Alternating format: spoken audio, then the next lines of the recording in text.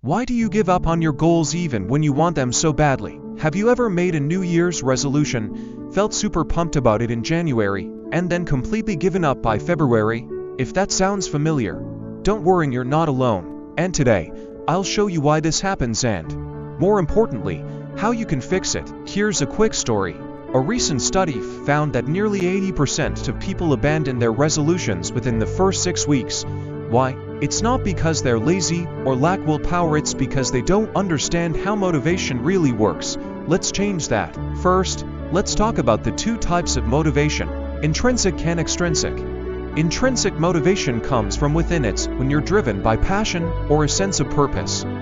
Think about hobbies you love, like painting or gardening. You do them because they make you happy. On the other hand, extrinsic motivation is driven by external rewards like money, recognition, or even social pressure. For example, you might hit the gym to look good for an upcoming wedding rather than because you truly enjoy exercising. Here's the catch. Extrinsic motivation is often short-lived. Once the reward is gone, so is the drive. That's why so many goals fall apart after the initial excitement fades. Now, let's talk science specifically. Dopamine. This feel-good chemical plays a huge role in motivation. Dopamine gives you that initial rush of excitement when you start a new goal. But here's the problem. Over time, your brain gets used to it, and the excitement wears off. That's when quitting feels easier than pushing through. So, how do you overcome this? Enter the magic of micro goals. Think of them as bite-sized pieces of a larger goal. Let's say you want to lose 20 pounds. Instead of jumping straight into a strict diet and intense workouts, start small. Drink an extra glass of water daily. Take a 10-minute walk after dinner. These small wins release bursts of dopamine, keeping your motivation alive without overwhelming you. Here's another example. If you want to read more, don't aim to finish a whole book in a week. Start with just 1 page a day. Success builds momentum, and before you know it, you're hitting milestones that once seemed impossible. And remember, Rome wasn't built in a day, but they were probably laying bricks every hour. Micro goals are your bricks. Lay them consistently, and you'll build something amazing. Alright, now that we understand the problem, let's dive into solutions. Here are 4 proven strategies to make your goals stick.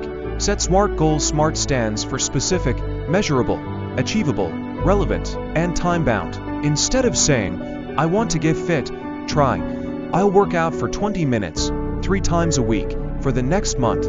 This makes your goal clear and achievable. Visualize success. Take a moment each day to picture yourself achieving your goal. If you're aiming for a promotion, imagine yourself in that new role. Visualization isn't just wishful thinking, it rewires your brain to believe success is possible. Find accountability partners, tell a friend, join a group, or hire a coach.